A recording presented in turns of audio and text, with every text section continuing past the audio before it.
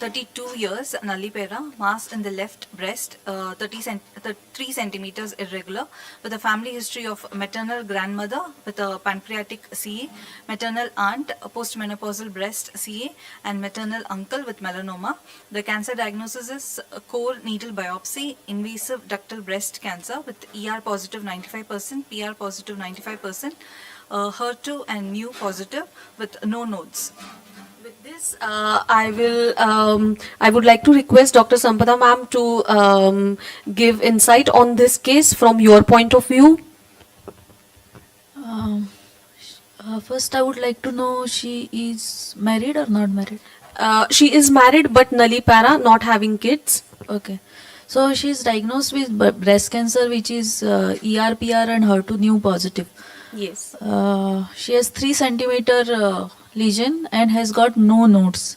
So this can be, since she is 32, one thing that we will need to consider is genetic testing, and she will be a candidate for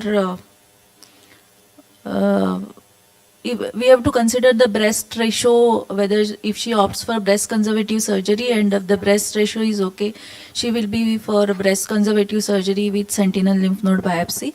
Yes. But since she is nulliparous, we need to refer her for the fertility counseling, and we will have a time of at least a month.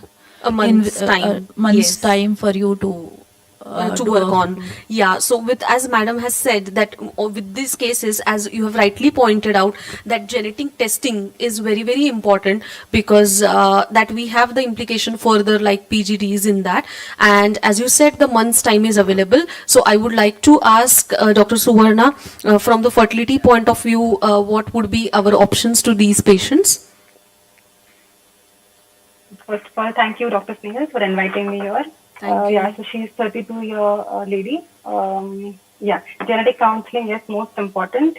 And once she comes to the fertility specialist, proper counseling. And since we have time, I think we can go for a follicular start phase.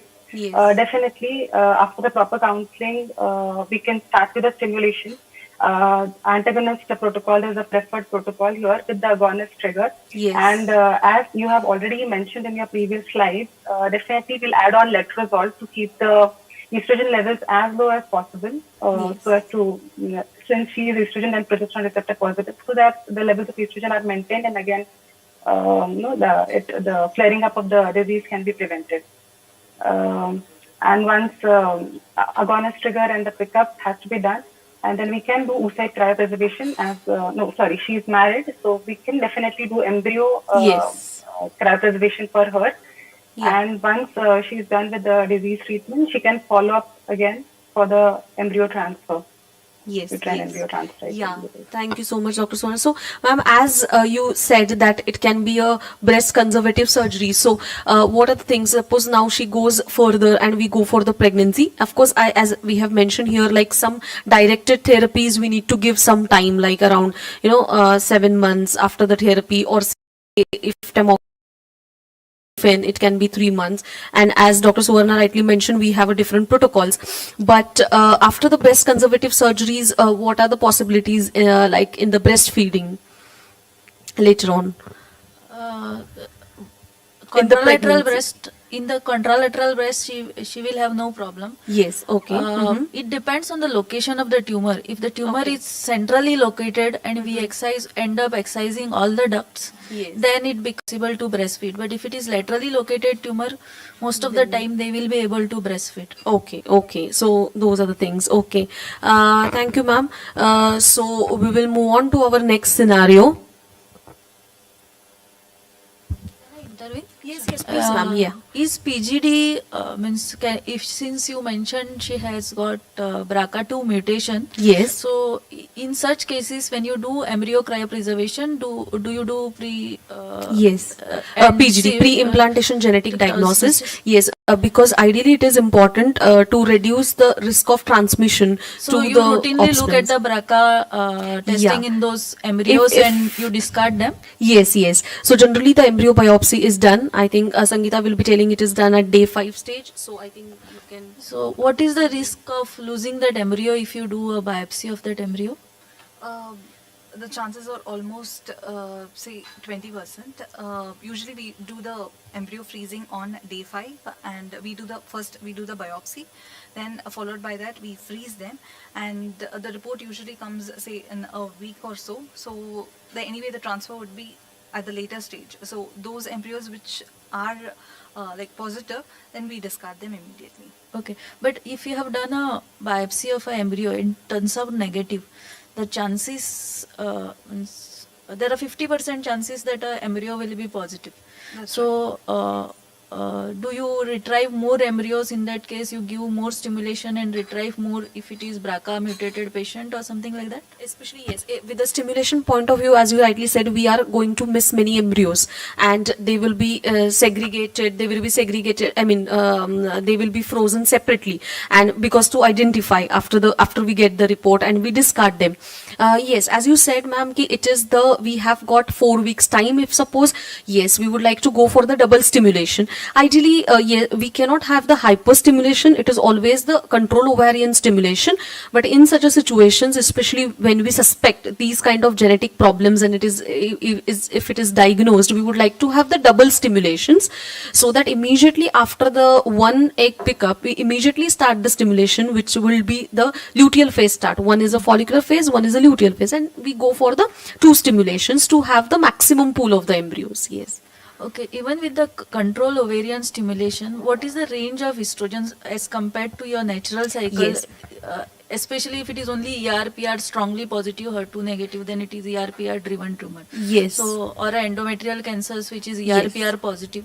What is the range that goes as a high Yeah. level of estrogen? So, ma'am, in the natural cycles, basically, estrogen levels are maximally 250 picogram per ml to 300 picogram, which is necessary to have the positive feedback on the pituitary to give the LH surge. Maximum to maximum, they are like up to 500, less than that usually in the natural cycles.